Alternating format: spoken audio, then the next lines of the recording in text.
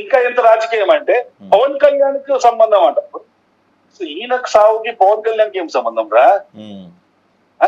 చంద్రబాబు నాయుడుకి సంబంధం అంట. ఎవరో టీడీపీ నాయకుడు ఈయన భార్యకి ఫోన్ చేసి మీది యాక్సిడెంట్ మీరు వచ్చేసి మీరు బాడీ తీసుకుని వెళ్ళిపోండి అని.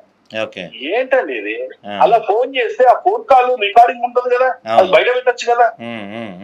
ఇప్పుడు బెదిరిస్తే వాళ్ళ వైఫ్ కు బెదిరిస్తే ఆ కాల్ ఫోన్ కాల్స్ ఉంటాయి కదా, అవి ఇంటర్నెట్ కాల్ కావచ్చు, ఉంటాయి కదా, అవి చూపించచ్చు కదా. అవి చెప్తున్నారా? ఈ 2 రోజులు నాకు ఎట్లా అనిపించింది అంటే వీళ్ళు పాస్టర్లు కాదు పిశాచాలని నాకు అర్థమైపోయింది.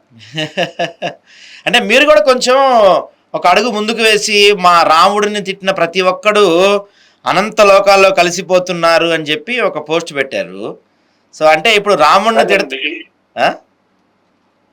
నేను ఇంతకుముందు అదే చెప్పాను. నేను ఏంటంటే 5వ తారీఖు చనిపోయినప్పుడు అదే నేనేమంటానంటే కాదు మీరు అప్పుడు మామూలుగానే చెప్పారు, మీ వర్షన్ మారుతూ వస్తుంది కదా, ఎందుకంత కోపం వస్తుంది మీకు? మారింది అంటే ఎందుకు మారింది అంటే 6వ తారీఖు వీళ్ళ ఈ రాక్షసుల రాజకీయ డ్రామాని చూసిన తర్వాత మేము కూడా ప్రశ్నించడం మొదలు పెట్టామన్నమాట. ప్రశ్నిస్తున్నట్లేదే, మీరు తిడుతున్నట్టున్నారు. అది కదండి, అసలు ఎందుకు సానుభూతి తెలియాలి? ఎవరికి ప్రవీణ్ దేశభక్తుడా, సమాజంలో చచ్చిపోయిందా, ఏదైనా మంచి పని చచ్చిపోయిందా, దీనికోసం చచ్చిపోయిండు. ఇప్పుడు పోస్ట్ మార్టం రిపోర్ట్ వస్తే తెలుస్తుంది కదా, తాగి చనిపోయిందా లేకుంటే మామూలుగా చనిపోయిందా అనేది తెలుస్తుంది కదా మనకి.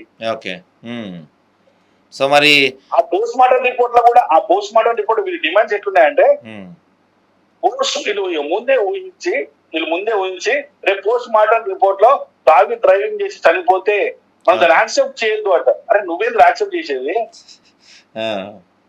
ఇప్పుడు ఆ పోస్ట్ మార్టం రిపోర్ట్ ఏమైనా రహస్యంగా చేశారా?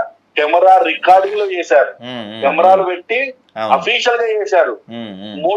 3 టీమ్స్ ఉండి అక్కడ చేస్తే దాన్ని రికార్డింగ్ చేశారు. దాన్ని ప్రతిదీ రికార్డింగ్ ఉంటుంది కదా అందులో. అవునవును అదే మరి